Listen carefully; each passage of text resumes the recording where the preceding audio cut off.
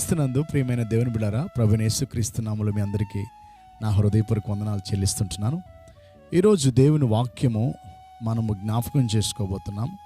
ఈరోజు దేవుని వాక్యంలో ఒక అద్భుతమైన సత్యాన్ని మీ ముందుకు తీసుకురావాలని ఆశపడుతున్నాను. అదేమిటంటే క్రీస్తు పునరుద్ధానమునకు సాక్షులు అనే మాట.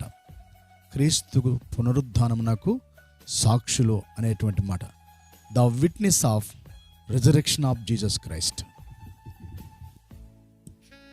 ఈ సమయంలో ఈ యొక్క క్రీస్తు పునరుద్ధానమునకు సాక్షులు అనేటువంటి వాక్యాన్ని మనం జ్ఞాపకం చేసుకుంటే, పరిశుద్ధ బైబిల్ గ్రంథం మనము దేవుని వాక్యము అపోస్తుల కార్యములు 4వ అధ్యాయము 33వ వచనం. యుదియుగాక అపోస్తులు బహుబలముగా ఈ ప్రభు అయిన యేసు పునరుత్థానమును గూర్చి సాక్ష్యమిచ్చిరి అనే మాటను చూస్తున్నాం. యేసు ప్రభువులు వారి యొక్క పునరుత్థానమును గురించి సాక్ష్యము. ఈరోజు సాక్ష్యం అంటే దేవుని పిల్లలము చాలాసార్లు మనం సాక్ష్యం చెప్తుంటాం. ఒకప్పుడు నేను యేసు ప్రభువుని నమ్ముకోలేదండి, ఇప్పుడు యేసు ప్రభువుని నమ్ముకున్నాను అని సాక్ష్యం ఇస్తున్నాం. ఒకప్పుడు నేను ఇలాగ ఉన్నాను, ప్రభువు నన్ను ఇలాగా మార్చాడని సాక్ష్యం ఇస్తున్నాం. ఒకప్పుడు నేను తాగేవాడినండి, ఇప్పుడు తాగుడు మానేశాను. ఒకప్పుడు తిరిగేవాడిని, ఇప్పుడు నేను తిరుగుడు మానేశాను. ఒకప్పుడు నేను కొట్టేవాడిని, ఇప్పుడు నేను కొట్టడం మానేశాను. ఒకప్పుడు మర్డరిస్ట్ని, నేను ఇప్పుడు మానేశాను. ఒకప్పుడు నక్సలైట్ను, నేను మారిపోయాను. ఒకప్పుడు కోపిస్ట్ని, నేను మారిపోయాను. ఒకప్పుడు భయంకరమైనటువంటి బ్యాడ్ హ్యాబిట్సెస్కు లోనైన వాడిని, నేను ఇప్పుడు గుడ్ హ్యాబిట్సెస్ని రిసీవ్ చేసుకుంటున్నానని చెప్పి చాలామంది సాక్ష్యాలు చెప్పటం మనం వింటాం. సరే, దేవుని పిల్లలు చెప్పే ఈ సాక్ష్యం ఒక ఎత్తైతే, వీటికంటే అతి శ్రేష్టమైన సాక్ష్యం ఏంటంటే పునరుత్థానాన్ని గురించి సాక్ష్యం.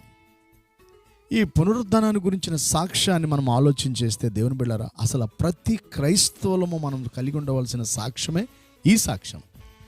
ఇది ఎలాంటిదంటే చాలా ప్రమాదకరమైనది. ఈ సాక్ష్యం చెప్తున్నప్పుడు ప్రజలకు అర్థం కాదు. క్రీస్తు పునరుద్ధాన సాక్ష్యం చెప్తున్నప్పుడు ఎవరికి కూడా మనకు అర్థం కాదు. కానీ ఇక్కడ మనం చూస్తున్నాము, అపోస్తులందరూ, దేవుని పిల్లలందరూ కూడా యేసుక్రీస్తు ప్రభుల వారు గుడ్ ఫ్రైడే రోజు ఆయన సిలువ వేయబడి చనిపోయి శనివారం సమాధిలో ఉండి ఆదివారం తెల్లవారుచుండగా మృత్యుంజయుడు తిరిగి ఎలా లేచాడో, ఆయన లేచినటువంటి ఆ రిజరెక్షన్, ఆ పునరుత్థానాన్ని ఈ యొక్క శిష్యులకు సాక్ష్యం చెప్తున్నారు. ఆయన తిరిగి లేచాడు, ఆయన తిరిగి లేచాడు. మనం చెప్పగలుగుతున్నామా? ఎంతమందికి చెప్పగలుగుతున్నాం? యేసయ్య చనిపోయి సమాధి చేయబడి 3వ రోజు మృత్యుంజయుడు తిరిగి లేచాడని చెప్పగలుగుతున్నామా? చాలాసార్లు చెప్పలేం. నేను ఒకప్పుడు నక్సలైట్నండి, ఇప్పుడు నేను మారిపోయినాను అని చెప్తుంటారు.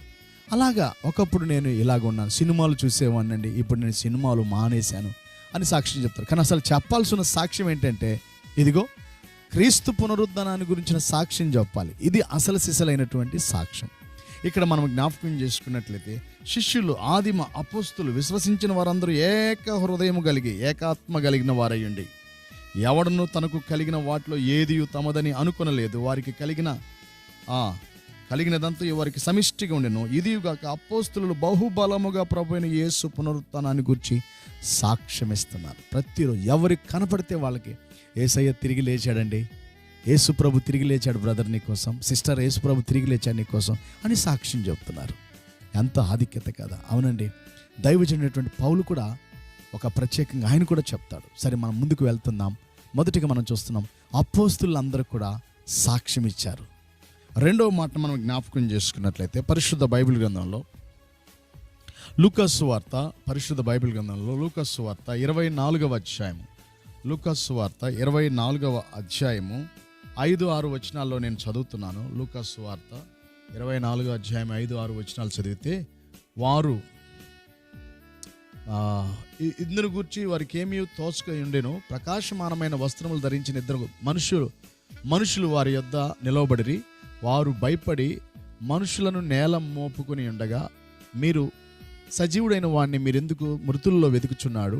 ఆయన ఇక్కడ లేడు, ఆయన లేచి ఉన్నాడు. ఆయన ఇంకా గలిలయలో ఉన్నప్పుడే మనుష్య కుమారుడు పాపిష్టులైన మనుషుల చేతికి అప్పగింపబడి సిలువ వేయబడి 3వ దినమందు లేవవలసి ఉన్నదని ఆయన మీతో చెప్పిన మాటను జ్ఞాపకం చేసుకున్నాడని వారితో అన్నాడు. కాబట్టి దేవుని బిడ్డలారా, ఈ వాక్యాన్ని బట్టి మనం జ్ఞాపకం చేసుకుంటే ఇక్కడ దేవదూతలు సాక్ష్యం చెప్తున్నారు. దేవుని బిడ్డ, దేవదూతలు సాక్ష్యం చెప్తున్నారు. అద్భుతమైనటువంటి మాట. రెండో మాట. మూడవదిగా మనం చూసినట్లయితే పరిశుద్ధ బైబిల్ గ్రంథంలో 3వ మాట మనం చదివితే, మొదటి కొరింథీయులకు రాసిన పత్రిక, అపోస్తలుడైన పౌలు కొరింథీయులకు రాసినటువంటి మొదటి పత్రిక 15వ అధ్యాయము 3వ వాక్యం చూద్దాం. ఏమంటున్నాడు? నాకు ఇవ్వబడిన ఉపదేశమును మొదట మీకు అప్పగించితిని. అదేమనగా, లేఖనముల ప్రకారం క్రీస్తు మన పాపముల నిమిత్తము మృతి పొందెను, సమాధి చేయబడిను, లేఖనముల ప్రకారము 3వ దినమున లేపబడిను అనే మాట చూస్తున్నాం.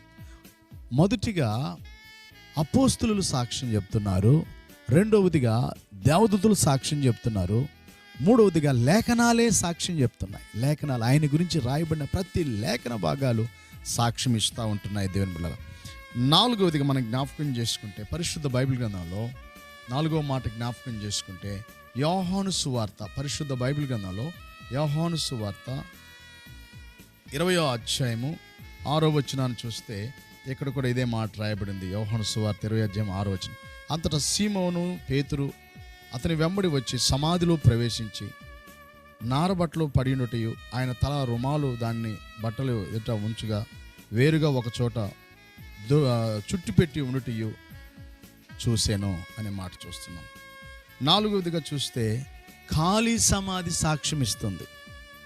దేవుని మహాకృపను బట్టి నేను ఆ దేశం వెళ్ళినప్పుడు 2011లో యేసయ్య సమాధిలోకి వెళ్ళి వచ్చాను. సమాధిలో లోపల చూశాను, డోర్ దగ్గర నిలబడి చూశాను, బయట నిలబడ్డాను. ఆ ప్రాంతం అది గార్డెన్ టూమ్ అంటారు. కాబట్టి నాలుగోది ఖాళీ సమాధి సాక్ష్యం ఇస్తుంది. ఖాళీ సమాధి సాక్ష్యం చెప్తాం. దేవుని బిడ్డలారా, గమనించాల్సిన విషయం. 5వ మాట ఏంటంటే, పరిశుద్ధ బైబిల్ గ్రంథంలో 20వ అధ్యాయం 28వ వచనం. అదే మరి పరిశుద్ధ బైబిల్ గ్రంథంలో యోహాను సువార్త 20వ అధ్యాయం 28వ వచనం చదివితే ఇక్కడ రాయబడింది, అందుకు తోమా ఆయనతో, నా ప్రభువా, నా దేవా అనెను. యేసు, నీవు నన్ను చూసి నమ్మితివి గనుక చూడక నమ్మిన వారు ధనిలని అతనితో చెప్పాను. దేవుని పిల్లారా, దయచేసి మనం చూస్తే, జ్ఞాపకం చేస్తే ఇక్కడ దేవుని మాట, మరొక మాట ఏంటంటే 5వదిగా మరి అనుమానపు తోమా సాక్ష్యం చెప్తున్నాడు. ఎంత అనుమానమో తోమాకి, నేను ఆయనను చూస్తే కానీ నమ్మను అని అన్నాడు. ఇప్పుడు ఆయన చేతుల్లో చేయి పెట్టి, గాయములలో వేలు పెట్టి చూశాడు, తాకి సాక్ష్యం చెబుతున్నాడు. దేవులారా, తర్వాత మనం జ్ఞాపకం చేసుకుంటే 6వ మాట మనం జ్ఞాపకం చేసుకుంటే, పౌలే సాక్ష్యం చెప్తున్నాడు. పరిశుద్ధ బైబిల్ గ్రంథంలో కొరింథీయులకు రాసినటువంటి మొదటి పత్రిక, అపోస్తలుడైన పౌలు కొరింథీయులకు రాసిన మొదటి పత్రిక 15వ అధ్యాయం 8వ వచనం. అందరికీ కడపట ఆ కాలమందు పుట్టి ఉన్న వారందరికీ కనపడెను. ఏలయనగా నేను అపోస్తలులందరిలో తక్కువ వాడను, దేవుని సంఘమును హింసించినందున అపోస్తలుడు అంటకు యోగ్యుడు కాను, అయినను నేనేమైనాను అది దేవుని కృప వలనే అయ్యున్నాను అంటున్నాడు. చూడండి దయచేసి, ఆయన నాకు కూడా కనపడ్డాడు అనే మాట చెప్తున్నాడు. దేవుని బిడ్డలారా, గమనించాల్సిన విషయం, అందరికంటే కడపటి వాడినైనా నాకు కూడా ఆయన కనపడ్డాడు అనే మాట చూస్తున్నాం.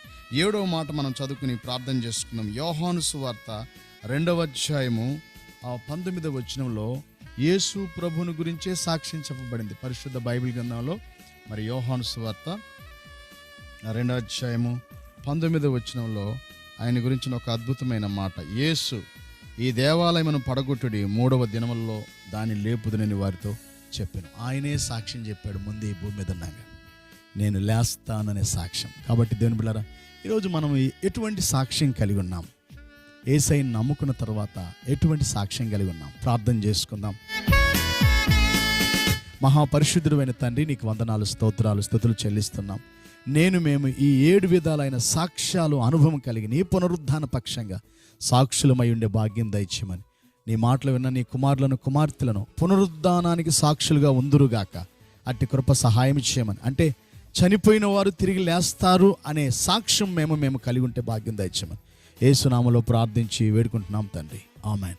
దేవుని బిడ్డలైన మీ అందరికీ వందనాలు. దేవుని యొక్క కృప, ఆయన పునరుద్ధాన బలం మనకు తోడే నడిపించును గాక, ఆమేన్. ఇంకా చాలా మర్మాలు ఉన్నాయి పునరుద్ధానం గురించి ఎక్స్ప్లెయిన్ చేయడానికి, సమయం చాలదు కనుక ఏదో కొద్దిగా మీ ముందుకు ఈ మాటలు తీసుకొస్తున్నాను. God bless you all. దేవుడు మిమ్మల్ని దీవించును గాక. Praise the lord.